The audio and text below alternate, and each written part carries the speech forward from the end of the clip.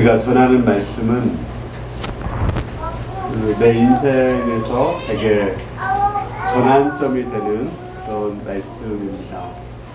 제가 성경 66권 강해를 쓰기로 이렇게 결심하고 맨 처음에 누가복음을 강해를 쓰기 시작했습니다. 그때 이 말씀을 딱 받으면서 정말 예수님이 세상에 오신 목적이 무엇인가, 그것을 여기서 발견했습니다. 저는 예수님이 세상에 오신 목적이 전도하고 제자 양성하기 위해서 오셨다, 이렇게 생각을 하고 있었는데, 오늘 말씀에 보면 예수님이 하나님 나라의 복음을 전하러 오셨다, 이렇게 말씀하셨습니다.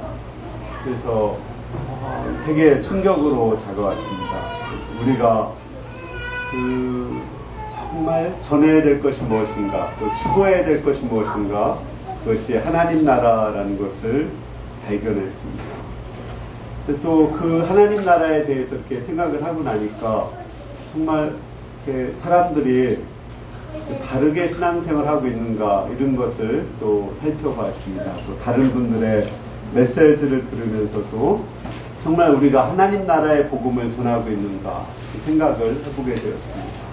네, 잘 보니까 우리나라, 특히 우리나라의 메시지는 샤머니즘에 기초한 그런 번영신학의 메시지가 되게 많은 것을 보게 되었습니다. 이걸 우리가 흔히 얘기하는 세속주의 복음이라고 하는 것입니다. 우리나라의 전통 종교는 샤머니즘이거든요. 샤머니즘이라는 것은 뭐냐면 천지신명을 믿는 것입니다. 그리고 새벽에 정화수 떠놓고 간절하게 우리 조상들은 기도를 했습니다. 아마 춘향전 읽어보면은 그 춘향이 엄마 월매가 정화수를 떠놓고 우리 이몽룡 장원 급제하게 해달라고 간절히 비는 그런 모습 나오죠. 똑같이 이제는 그 대상이 천지신명에서 하나님으로만 바뀐 것입니다. 그리고 장소가 장독지에서 교회로 바뀐 것, 그것뿐이 없습니다. 그러니까 하나님께 열심히 나가면 하나님이 복을 주시고 성공하게 하시고 건강하게 하시고 그런 것을 이렇게 믿고 나왔습니다. 이런 것이, 이런 번영신학이 1960년대 우리나라 경제개발 5개년 계획하고 아주 딱 맞아 떨어졌습니다. 그래서 정말 예수님 믿었더니 정말 잘 살게 되었습니다. 또 의학도 발달해서 정말 건강하게 장수하게 되었습니다. 그래서 정말 이 복음이 맞는 거구나, 정말 예수 믿으면 다 잘 먹고 잘 살게 되는구나, 이렇게 사람들이 생각을 하게 되었습니다. 그러나 이러한 세속주의 복음에 또 되게 심각한 문제가 뭐냐면, 그렇게 해서 예수 믿는 사람들이 잘 먹고 잘 살게 되었지만 예수 믿는 사람들이 그 추구하는 것이 더 이기적이 된 거예요. 그러니까 처음에는 초대 이제 막 핍박받을 때는 예수 믿는 사람들이 진실하고 거룩하고 의로웠는데 이제 잘 먹고 잘 사는 이것만 추구를 하다 보니까 크리스찬들이 이제 세상 사람들만 못하구나, 더 이기적이구나, 이런 사람들이 말이 나오게 된 것입니다. 그리고 세상에 소금이 되고 빛이 되어야 되는 우리가 세상 사람들에게 밝히는 소금이 되었습니다. 이게 세속주의 복음의 문제입니다. 또 하나는 더 심각한 문제는 뭐냐면, 이러한 세속주의 복음을 가지면 우리가 구원을 받지 못하고 하나님 나라에 들어갈 수 없다는 것입니다. 오늘 말씀에는 예수님께서 내가 병 고치러 온 것이 아니다. 예수님이 병을 고쳤습니다. 병을 고쳐주셨어요. 그러나 병 고치러 온 것이 아니다. 나는 하나님 나라의 복음을 전하러 오셨다고 했습니다. 이것이 성경의 주제입니다. 그리고 예수님이 세상에 오신 목적입니다. 우리가 오늘 말씀 통해서 하나님 나라의 복음을 정말 잘 배우고 이 세상에서 하나님 나라를 누리다가 모두가 하나님 나라에 갈 수 있기를 기도합니다. 우리 40절 말씀을 야고비가 오랜만에 왔는데 한번 읽어볼까요? 해질 무렵에 사람들이 온갖 병자들을 데리고 나오며 예수께서 이름에 거기에 손을 얹으사 붙이십니다. 예. 그날 하루 일과에 우리 예수님께서는 아침에 안식일 회당에서 말씀을 가르쳤습니다. 그리고 말씀을 가르치는데 귀신 들리는 자가 있어서 예수님은 그 예수의 이름으로 말씀으로 귀신 들린 자를 귀신을 쫓아냈습니다. 그리고 그날 예배에 오지 않은 시몬은 신방갔는데 어머니 장모가 열병에 걸리셔서 그 열병을 치료해 주셨습니다. 그리고 이제 해가 지고 나니까 안식일이 끝나자 많은 사람들이 모여들었습니다. 이렇게 많은 사람들이 모여들면 그냥 한 번에 다 고칠 수도 있습니다. 여러분들 아픈 사람들은 아픈 곳에 손을 대십시오. 그리고서는 이런 병 나았습니다. 예수님 다 아시니까. 그리고 할렐루야 하고 간증시킬 수 있었습니다. 요즘에 큰 대형교회 목사님들이 병을 대부분 그렇게 고치십니다. 그런데 예수님께서는 그렇게 병을 고치지 않았습니다. 예수님은 되게 피곤하고 힘드셨을 텐데 한 사람 한 사람 이미 해가 졌는데도 한 사람 한 사람 일일이 고치시고 또 손을 얹어서 안수하면서 고치셨습니다. 한 사람 한 사람에 대한 그 사랑을 보여주셨습니다. 41절을 우리 다윗 형제 형님 해주시겠습니다.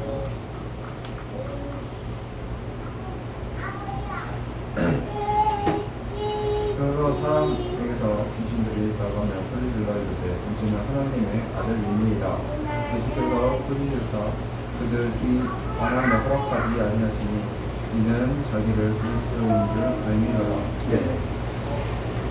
그 예수님께서 이제 병을 고치는데 때로는 그 병이 귀신에 의해서 생긴 병이 있었습니다. 그래서 더러운 귀신들이 소리를 지르며 당신은 하나님의 아들입니다. 이렇게 소리를 지르면서 귀신이 나갔습니다. 그 하나님의 아들이라는 것은 그리스도란 말이죠. 근데 이거 너무 사실이고 진실인데도 예수님은 그것을 바라는 것을 허락지 않으셨습니다. 왜 허락지 않았을까요? 맞는 말인데 우리가 요즘에 이렇게 남녀간에 사랑한다고 이렇게 말할 때 영혼 없이 이런 말을 하죠. 그러니까 마음에 없이 고백하는 거, 그 영혼 없이 고백하는 거죠. 그러니까 이 귀신은 예수님을 그리스도라고 고백을 하지만 정말 그 마음에서 깨닫고 고백하는 것이 아닙니다. 그냥 영으로 고백하는 것입니다. 또 귀신은 예수님을 믿고 떠들지만 순종을 하지 않습니다. 그러니까 예수님은 정말 마음으로 믿고 입으로 시인하고 또 순종하는 삶을 원하십니다. 예수님은 3년 공생애를 마친 후에 베드로에게 너는 나를 누구라고 하느냐고 물어봤습니다. 베드로는 뭐라고 고백했죠? 주는 그리스도요 살아계신 하나님의 아들이십니다. 고백을 했습니다. 예수님은 크게 기뻐하고 이때는 사단이 고백했을 때는 하지 말라고 이렇게 했는데 이때는 크게 기뻐하고 요한의 아들 시몬아 내가 복이 있다. 이것을 내가 알게 하리는 혈육이 아니오 하늘에 계신 내 아버지라고 말씀하셨습니다. 그리고 너한테 내가 천국 열쇠를 줄 텐데 네가 땅에서 매면 하늘에서도 매이고 네가 땅에서 풀면 하늘에서도 풀릴 것이라고 말씀하셨습니다. 이렇게 마음으로 깨닫고 고백하는 것은 정말 기뻐하십니다. 베드로가 어떻게 예수님을 마음으로 고백할 수 있었나요? 베드로는 예수님을 따라다니며 예수님이 광풍을 잔잔케 하는 것도 보았습니다. 군대 귀신을 쫓아내는 것도 보았습니다. 떡 5개와 고기 2마리로 5,000명을 먹이고 12강줄이 남게 하는 것도 보았습니다. 또 예수님의 말씀에 순종해서 그물을 내렸는데 그물이 막 찢어지게 잡히는 것도 체험을 했습니다. 예수님이 물 위로 걸어올 때 정말 예수님이 그리스도라면 나를 물 위로 걸어오게 하세요 이렇게 했는데 보라 그래서 말씀에 순종하자 베드로도 물 위를 저벅저벅 걸어간 경험이 있습니다. 이러한 것을 통해서 예수님을 정말 마음으로 깨닫고 입으로 고백하고 예수님께 순종하는 삶을 살았습니다. 이런 고백은 정말 기뻐하십니다. 그런데 귀신과 같이 마음에는 없이 그냥 입으로만 나발나발 이렇게 고백하는 거 그런 것은 별로 기뻐하지 않습니다.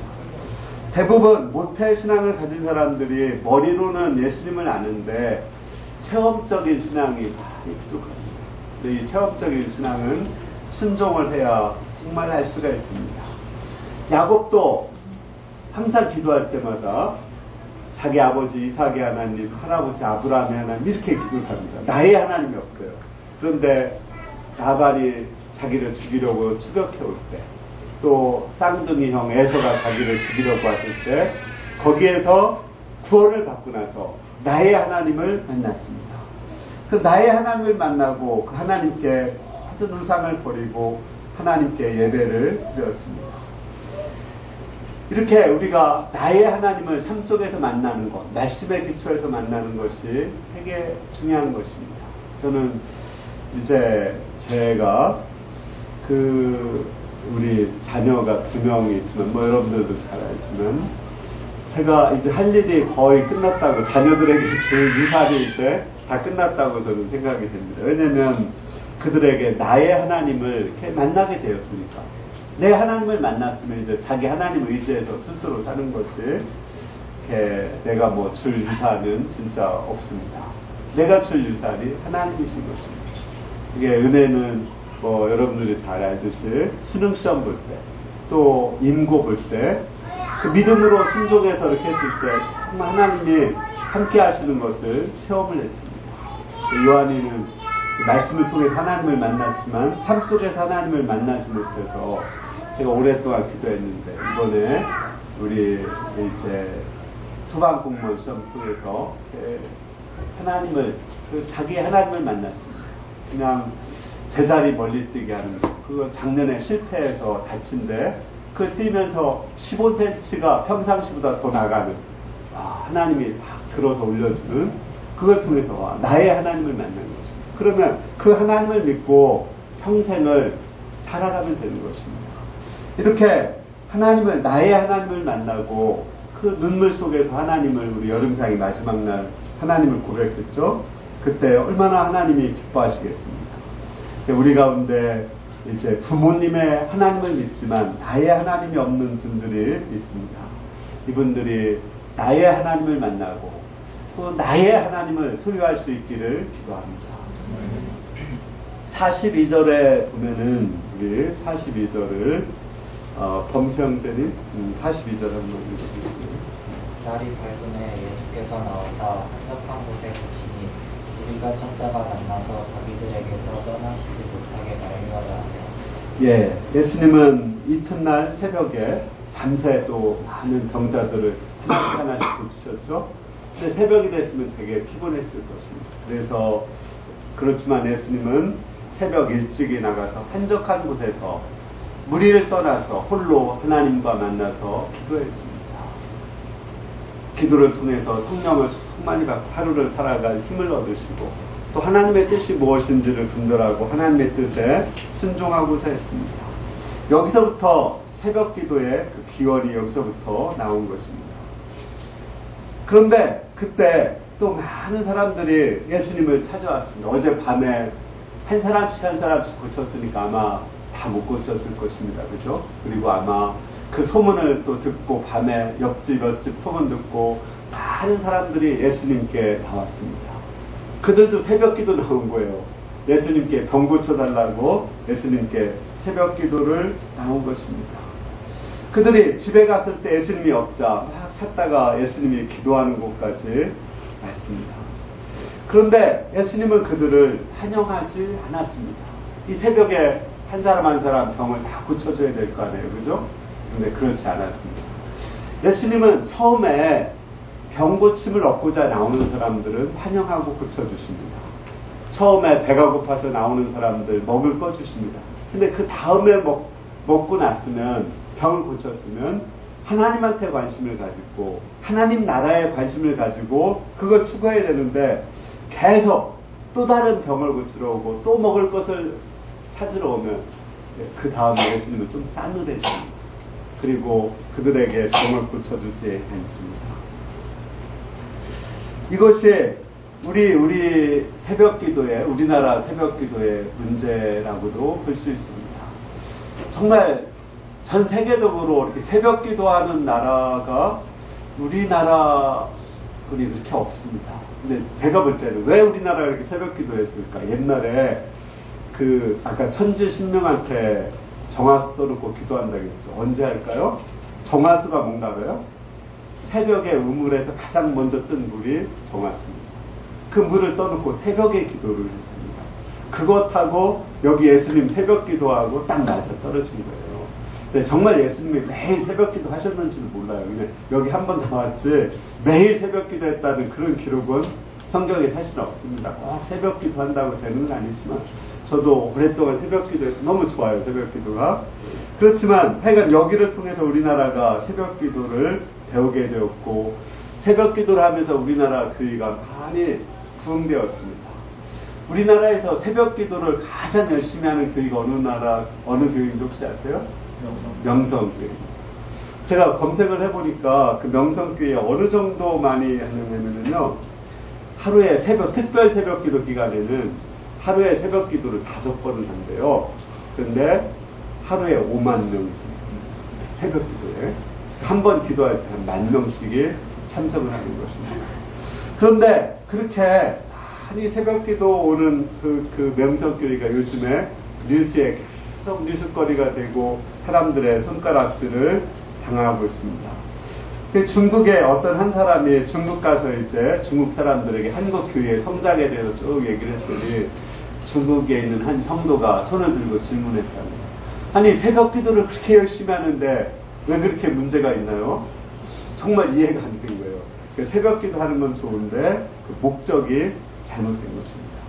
예수님은 새벽 기도를 그렇게 많은 사람들이 막 나와서 병을 고쳐달라고 나왔는데 그들을 예수님은 떠났습니다. 예수님이 정말 새벽 기도하는 건 좋아하시지만 새벽에 어떠한 기도를 하는가 이게 정말 중요한 것입니다. 새벽에 와서 맨날 병 고쳐달라고만 기도하는 것은 그렇게 기도하지 않습니다. 아니 새벽에 와서 병 고쳐달라고 기도하지 말라는 건 절대 아닙니다. 새벽에 와서 병 고쳐달라고 우리는 기도할 수 있고 또 그걸 하나님은 기뻐하십니다. 그러나 한 번 병 고침을 체험했으면 그 다음에는 다음 단계로 나가야 되는데 병 고쳐졌는데 계속 병만 고쳐달라고 하고 계속 먹을 것만 달라고 하고 그런 것은 하나님이 기뻐하지 않는다는 것입니다. 그러면 우리가 예수님은 새벽에 어떤 기도를 하기를 원하실까요? 43, 44절의 오늘의 요절 말씀입니다. 우리 같이 한번 읽어보겠습니다. 시작. 예수께서 이르시되 내가 다른 동네들에서도 하나님 나라의 복음을 전하라 하더니 나는 이 일을 위해 보내심을 받았노라 하시고 갈릴리 여러 땅에서 전도하시더라. 예수님은 새벽 기도 나온 그 무리를 떠나서 다른 마을로 가셨습니다. 내가 다른 마을에 가서 전도해야 된다고 했는데 그곳에 가서 하나님 나라의 복음을 전하겠다고 했습니다. 하나님이 예수님을 세상에 보내신 목적은 병을 고치라고 보낸 것이 아니라 하나님 나라의 복음을 전하러 보냈다고 하셨습니다. 만약에 예수님이 3년 동안 병만 열심히 고쳤다면 어떻게 됐을까요? 사람들이 병 고치고 나서 헌금 많이 했겠죠? 또 예수님은 되게 풍요롭고 넉넉하게 사셨을 것입니다. 또 행복하게 사시다가 돌아가셨을 것입니다. 그죠? 그러면 예수님은 그냥 좋은 의사로 끝나셨습니다. 만약에 예수님께서 세상에 오셔서 사람들의 경제 문제만 해결해 주셨다면, 가난한 사람들을 부유하게만 했다면 어떻게 됐을까요? 예수님은 경제 대통령이 경제 메시아가 되었습니다. 그리고 예수님은 한 시대 이스라엘을 잘 살게 하신 그리스도로 사람들의 기억 속에서 잊혀져 갔을 것입니다. 만약에 예수님이 이스라엘의 독립을 위해서 왔다면 어떻게 됐을까요? 이스라엘의 민족적인 영웅은 될 수 있었겠죠? 그 이상입니다. 우리가 왜 이스라엘의 민족적인 영웅을 믿습니까? 우리 아무도 예수님 좋아하지 않습니다. 예수님은 이스라엘의 독립을 위해서, 이스라엘의 경제 성장을 위해서, 우리의 건강을 위해서 오신 것이 아닙니다. 물론 어떤 분은 그렇게 얘기합니다. 이 번영신학을 가르치시는 분은 잘 봐라. 신약 성경의 3분의 2가 특히 복음서의 3분의 2는 병 고치는 기사로 되어 있지 않느냐. 예수님이 그거 위해서 오신 것이 아니냐. 또 요한일서 3절에 보면 내 영혼이 잘된 같이 범사에 잘되고 강건하기를 원했다고 인사하지 않았느냐. 그게 예수님이 오신 목적이라고 그렇게 말합니다. 그러나 절대로 예수님은 그렇게 오지 않으셨습니다. 그렇게 오셨다면 우리가 그 예수님을 따라갈 이유가 없습니다. 예수님의 정말 오신 목적은 뭐라고 말씀하셨습니까? 예수님은 하나님 나라를 위해서 오셨다고 했습니다. 이 세상에서 우리가 하나님 나라를 누리다가 하나님 나라에 가도록 오셨습니다. 그 하나님 나라는 구체적으로 어떤 나라일까요? 저는 두 가지 점에서 말씀드리려고 합니다. 첫 번째는 로마서 14장 17절 이 앞에 있는데 우리 한경 부님 보세요. 하나님의 나라는 먹는 것과 마시는 것이 아니요 오직 성령 안에 있는 의와 평강과 희락이니라. 예, 성경에 이게 하나님 나라다 이렇게 딱 얘기하고 있는 거는 이 말씀뿐이 없습니다. 하나님 나라란 우리가 성령으로 거듭났을 때 우리 마음에 의로움, 떳떳함이 생기고 마음에 평안이 생기고 마음에 기쁨이 생기는 나라입니다. 우리가 거듭났을 때죠. 거듭났을 때 세상이 정말 아름답게 보이고 사람들이 사랑스럽게 보이죠. 그게 하나님 나라입니다. 우리가 성령의 충만함을 받으면 이 하나님 나라를 누릴 수가 있습니다. 이것은 꼭 돈 많다고 누리는 나라가 아닙니다. 돈이 많아도 이 하나님 나라를 누리지 못하는 사람들이 많이 있습니다. 오히려 돈이 많아서 하나님 나라를 누리지 못하는 사람도 있습니다. 그렇죠? 돈이 많으니까 사람들이 마음이 부유해져서 하나님도 또 이웃에 대해서도 관심이 없습니다. 제가 어느 분하고 말씀을 공부했는데 그분이 아주 나이 많으신 분인데 그분이 그런 말을 합니다. 남자나 여자나 먹고 사는 것보다 돈이 많으면 바람을 피운다. 그러니까 이거는 나라를 통해서 봐도 그렇습니다. 나라도 먹고 사는 것보다 돈이 많아지고 풍요로워지면은 대부분 향락적으로 사치하고 향락적으로 흐르는 것을 알 수가 있습니다. 그리고 복음에 대해서 관심이 없습니다.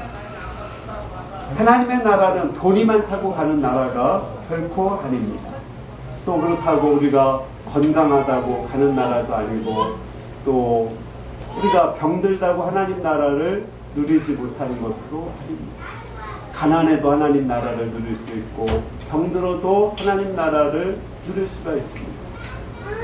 그렇죠? 우리가 찬송가에 나오는 것처럼 초막이나 궁궐이나 그 어디나 하나님 나라입니다. 다시 말하면 병들거나 건강하거나 그 어디나 하나님 나라입니다. 우리 아까 우리 대표 기도할 때도 기도했지만 우리 용준이로 인해서 정말 많이 우리가 기도를 하고 있습니다. 근데 제가 정말 은혜를 많이 받는 거는 또 우리 그 진실사모가 정말 얼굴이 밝아요. 밝고 많이 웃고 그래서 세상 사람들이 보면 어떻게 저렇게 웃을 수 있는가. 자식이 그런데 그렇지만 마음에 하나님 나라가 성령이 임하면 그렇게 그런 가운데서도 기뻐할 수 있고 감사할 수가 있는 것입니다. 이 하나님 나라가 먼저인 것입니다. 하나님 나라를 누리면 또 하나님께서 우리가 감사하면 현실도 하나님이 변화시켜 주시는 것입니다. 그리고 이 하나님의 나라는 어떤 사람은 하나님 나라는 하나의 심리적인 것이 아닙니까? 이렇게 말하는 사람들이 있습니다. 그렇지 않습니다. 예수님은 너희 가운데 만약에 하나님의 성령을 힘입어 귀신을 쫓아내면 하나님 나라가 너희 가운데 임했다. 이렇게 말했습니다. 그러니까 하나님의 능력이 우리 가운데 나타날 때 그 가운데도 하나님의 나라가 임하는 것입니다. 이스라엘이 출애굽할 때 10가지 재앙이 내렸죠. 거기 하나님 나라가 임한 것입니다. 하늘에서 만나가 내리고 바위에서 샘물이 나올 때 거기에 하나님의 나라가 있는 것입니다. 하나님의 나라는 말에 있는 것이 아니라 능력에 있습니다. 우리가 하나님을 믿으면 정말 전지전능하신 하나님의 능력이 불가능한 것도 가능하게 하시고 또 못 고칠 질병도 치료하여 주십니다. 우리가 이 하나님의 나라를 맛보기 위해서 하나님을 믿고 기도해야 됩니다. 우리가 유럽 세앙이를 보고한 그 세 사람의 보고를 들었습니다. 우리 유비아 사모, 또 우리 안나 선교사님, 또 지난번에는 마리아 선교사님. 그를 통해서 그 유럽 사기 가운데도 정말 성령이 임하고 말씀이 임하고 또 거기에 죄사함의 역사가 있었고 그곳에 하나님 나라가 임하고 여기가 천국 같다는 하나님 나라가 임하는 것을 보았습니다. 우리 가운데 이 하나님의 나라, 하나님의 능력을 믿고 불가능한 가운데도 하나님의 능력으로 이 불가능한 문제가 해결되는 가운데 하나님 나라가 임할 수 있도록 간절히 기도를 해야겠습니다. 그러나 하나님의 나라는 이 현실에서 누리는 나라가 전부가 아닙니다. 요한계시록 21장 3절에서 4절에 보면 죽은 후에 가는 나라, 이게 진짜 또 우리의 하나님 나라입니다. 한나선님 요한계시록 21장 3, 4절 앞에 읽어주시고요. 내가 들으니 보좌에서 큰 음성이 나서 이르되 보라 하나님의 장막이 사람들과 함께 있으니 하나님이 그들과 함께 계시리니 그들은 하나님의 백성이 되고 하나님은 친히 그들과 함께 계셔서 모든 눈물을 그 눈에서 닦아주시니 다시는 사망이 없고 애통하는 것이나 독하는 것이나 아픈 것이 다시 있지 아니하리니 처음 것들이 다 지나갔습니다. 예, 우리가 죽어서 가는 그 하나님 나라는 정말 하나님이 함께 하시는 나라입니다. 여기 하나님이 함께 하신다는 말이 3번이나 반복되죠. 하나님 나라의 가장 큰 특징은 하나님이 함께 하시는 나라입니다. 하나님이 함께 하시기 때문에 그곳에는 사망도 없고 애통하는 것도 없고 곡하는 것도 없고 아픈 것도 없습니다. 가난함도 없고 또 그곳에는 노화도 없고 또 서로 간의 다툼과 싸움도 없습니다. 완전한 평화의 나라, 하나님 나라가 이루어집니다. 이 하나님 나라가 우리가 완전히 가기를 소망하는 것입니다. 이 세상에서 하나님 나라를 누리는 사람, 그 사람들이 하나님 나라에 가게 될 것입니다. 저는 추석 연휴 때 박효진 장로의 간증을 들었을 때 이 앞에 있는 분입니다. 여러분들도 원하시면 제가 한두 분에게 이제 동영상 보내드렸는데 원하면 제가 보내드릴 수 있습니다. 이분은 처음에 이제 가모소? 대구 가모소인가요? 대구 가모소? 청송 가모소에 있다가 서울 구치소로 발령을 받아서 사형수들이 있는 곳으로 가게 되었습니다. 그는 그 사형수들을 보면서 자기가 3번째 거듭났다. 이렇게 얘기를 했습니다. 그러니까 처음, 3번째 태어났다고. 처음 엄마에게서 태어났고, 2번째 자기가 성령으로 거듭날 때 태어났고, 그 사형수들을 도우면서 3번째 태어났다. 이 3번째 태어난 것이 하나님 나라를 맛보는, 천국의 하나님 나라를 소망하는 그것이 3번째 태어난 것입니다. 그는 그곳에서 그곳에 가기 전에 그는 이제 정말 성령으로 거듭나서 너무 기뻐서 그 청송 감호소에 있으면서 많은 사람들을 전도했습니다. 기도도 많이 했습니다. 성경도 많이 읽고 그 시골교회에서 한 주에 한 2-3명씩 막 전도를 했다고 그럽니다. 그러니까 사람들이 막 칭찬을 하고 또 나중에 이제 장로 임직까지 이렇게 시켜주니까 이렇게 사람들이 어떻게 이렇게 전도를 많이 합니까? 어떻게 이렇게 성경을 잘 읽습니까? 어떻게 이렇게 기도를 하십니까? 이렇게 하면은 다 하나님의 은혜지요. 성령이 도와주셔서 그렇죠. 이렇게 말하면서도 속으로는 자꾸만 교만해져서 전도도 하나 못하는 게 맨날 장로라고 기도만 하고 막 이런 판단하는 마음이 생기더래요. 다른 사람에 대해서 나는 나 혼자 성경 읽는 것이 다른 사람들 전부 합쳐서 읽는 것보다 더 많은데 그렇게 읽으면서 교회는 나온다고 막 이렇게 판단하는 마음이 생겼는데 이 3번째 거듭나면서 그런 교만한 마음이 싹 없어졌다고 이렇게 말했습니다. 사형을 당하는 사람들 가운데 그 예수님을 믿는 사람들은 정말 속에서 빛이 난다고 그럽니다. 빛이 나서 얼굴이 환하게 빛이 난대요. 그런데 자기가 거기에서 이제 전도한 사람 몇 사람을 소개하는데 제가 한두 사람만 얘기를 하겠습니다. 윤도영이라는 사람은 사형수가 있었는데 그 사람은 정말 그 사형수 중에서도 사형수 짱이고 대장입니다. 그러니까 교도소에서 가장 무서운 사람이 사형수라고 그럽니다. 왜냐면 이 사람들은 죽을 사람이니까 그 죽을 것을 각오하고서는 이렇게 사는 사람들인데 누구도 그 사람들한테 덤비지 못하죠. 그 중에서도 가장 무시무시한 사람입니다. 근데 이 사람이 이제 이분의 이 윤도영이라는 사람한테 이 박효진 장로가 이제 열심히 전도를 했습니다. 1시간 동안 열심히 전도했는데 전혀 낯빛도 바뀌지 않고 마치 시멘트, 콘크리트 바닥을 치는 것 같이 그런 것 같았습니다. 그래서 그냥 나가려고 하다가 그래도 한번 기도라도 마지막에 장로 체면에 기도라도 해주고 가야지 이렇게 하다가 기도를 그냥 형식적으로 좀 해줬다 그럽니다. 해주다가 이 기도가 전혀 먹히지 않는 느낌이 들어서 살짝 눈을 뜨고 봤더니 이 사람도 눈을 뜨고 자기를 참 노려보고 있더래요. 이게 일사는 안 되겠다 싶어가지고 무릎을 딱 꿇고서는 기도를 하는데 그때 성령이 임하시는 거예요. 그래서 그 눈물이 막 폭스폭스같이 쏟아지면서 그 윤도영이라는 사람을 위해서 기도를 해주니까 이 윤도영도 무릎을 꿇고 내려앉죠.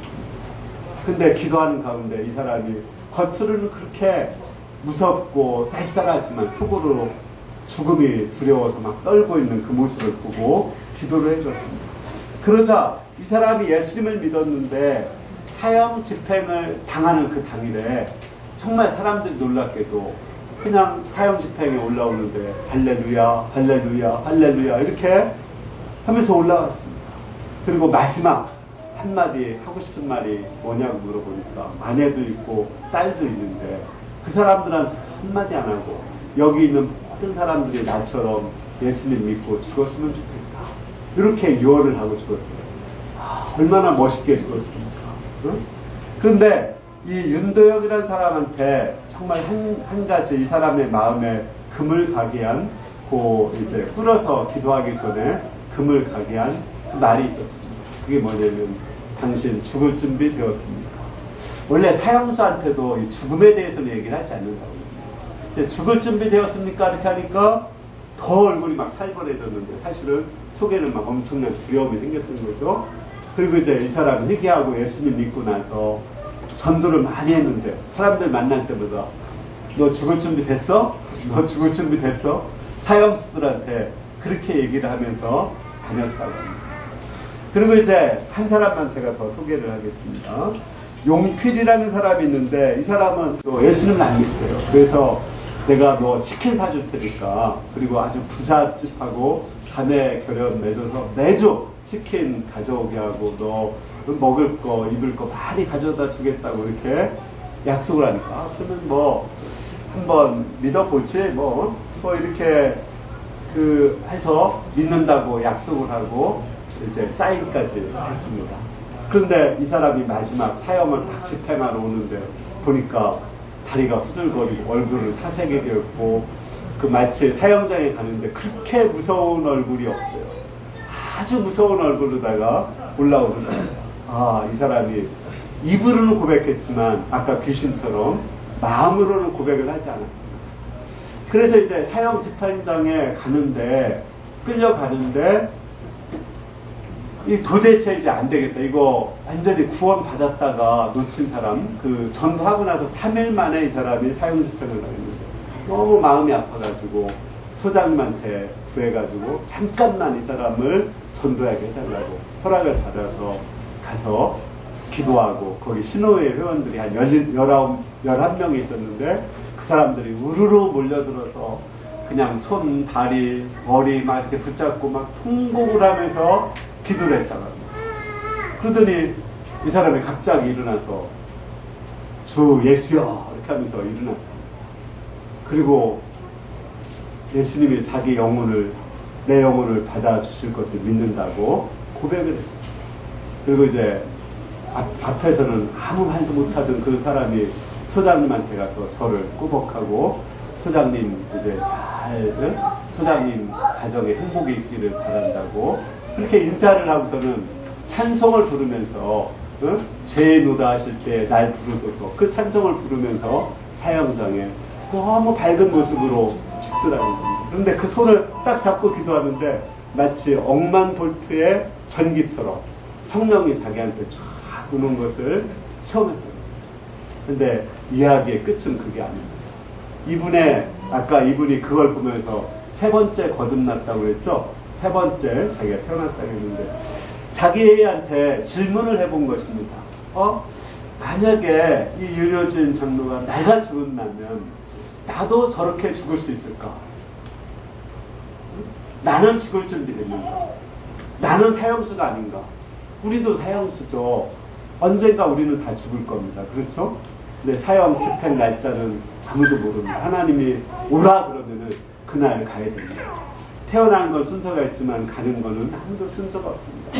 다만 그 사형장에 있는 사람들은 언제 죽을 것을 그 사람들도 사형 집행을 이렇게 딱 언도 받았지만 사형 집행을 받고 나서 바로 안 죽입니다. 한 3년 정도 이렇게 있다가 죽이는데 어느 날 사형 집행 통지서가 딱 오면 죽는 거예요. 그거와 똑같이 우리도 언젠가는 죽을 거 다 알고 있습니다. 그렇죠? 그리고 사형 집행 하나님이 너 오늘 와 이렇게 하면은 그날 우리는 가야 됩니다.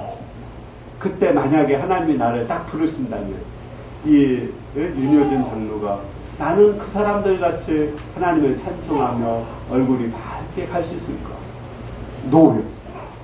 모르겠다.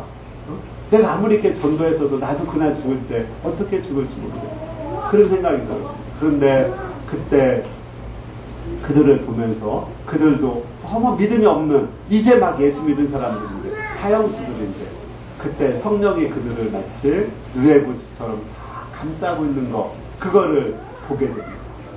그렇구나. 그렇게 믿음을 고백할 수 있는 것은 우리의 힘으로 가능한 것이 아니라 성령께서 우리를 도와주시고 성령께서 그 사랑으로 우리를 감싸 안아줄 때 그때 내가 그렇게 죽을 수 있구나. 그래서 이제 이분도 이제 오늘 죽어도 죽을 준비 되어 있는 항상 그 질문을 하면서 살아갑니다. 그때 그 마음속에 아까 사람들에게 열심히 막 전도하고 교만해지고 다른 사람 무시하고 이런 마음이 싹 없어졌다고 합니다. 그것이 세 번째 거듭나는 것입니다.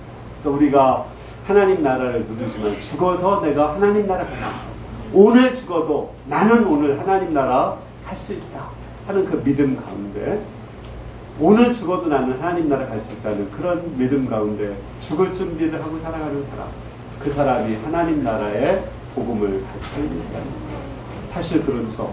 우리가 언제 어느 날 어떻게 죽을 줄 아무도 모르는 것입니다. 그는 오직 하나님만이 아시는 것입니다. 우리가 이 하나님 나라의 복음을 마음에 체험하고 또 성령 안에서 정말 하나님 나라를 누리며 하나님 나라를 소망하며 살 수 있기를 기도합니다. 여러분들이 교회에 나오는 목적이 도대체 무엇입니까? 예수님을 믿는 목적이 무엇입니까? 성적이 올라가고 취업 잘하고 결혼하고 자녀와 부모가 건강하게 되기 위해서입니까? 예수님은 이러한 우리의 마음을 충분히 이해하십니다. 그리고 그것을 나쁘다고 하지 않습니다.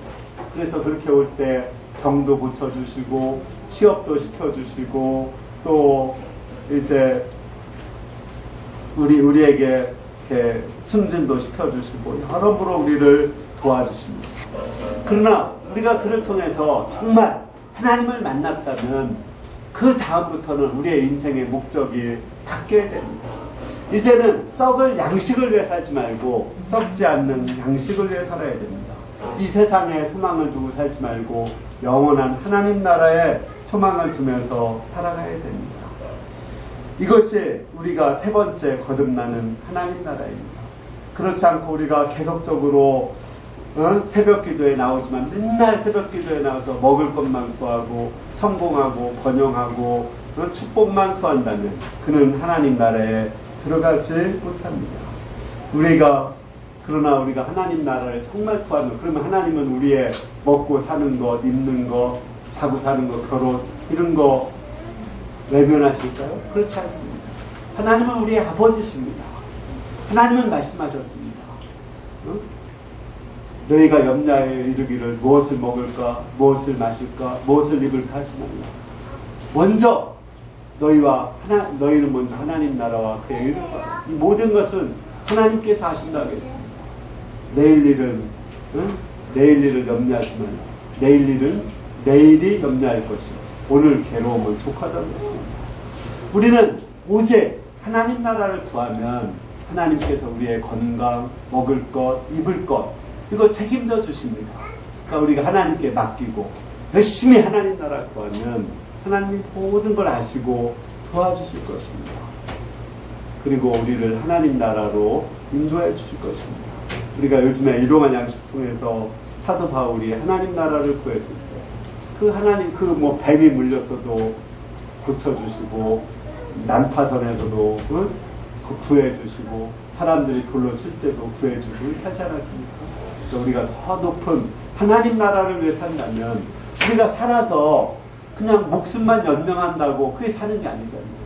우리가 정말 사는 목적은 하나님 나라를 누리고 하나님 나라를 전하고 하나님 나라에 가기 위해서 사는 것입니다. 우리 모두가 하나님 나라를 누리며 하나님 나라에 들어가고 소망하며 또 하나님 나라의 복음을 전하는 삶이 될 수 있기를 간절히 기도합니다. 네. 말씀 드리겠습니다.